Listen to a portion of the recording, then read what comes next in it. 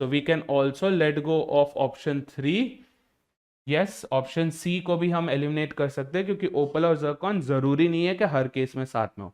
So the only thing that always would make sense is what? Olivine and zircon. ठीक है.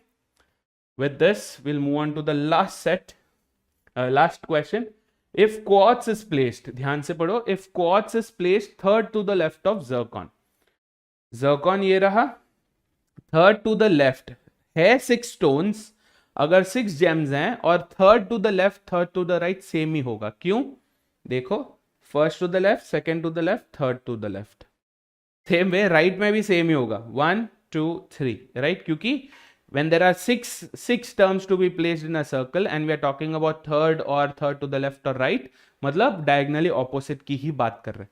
In every case zircon and quartz are diagonally opposite. मतलब ये जो question है वो तीनों केसेस में ट्रू है. ये जो कंडीशन है, if quartz is placed third to the left of zircon, तीनों में एप्लीकेबल है. तो तीनों हमें देखना है. ठीक है. Then which gem is placed third to the right of opal? Third to the right of opal. Opal ये है, राइट उल्टा जाना है. सो 1 2 3 ऑलिवाइन है यहां पे. ओपल इधर है, ओपल ये रहा. 1 2 3 डायमंड है. सो यहां पे ऑलिवाइन आ रहा है, यहां पे आंसर डायमंड आ रहा है. और यहां पे देखो 1 2 3 यहां पे भी ऑलिवाइन आ रहा है. तो वी हैव 2 ऑलिवाइंस एंड 1 डायमंड. क्या ये डेफिनेट है?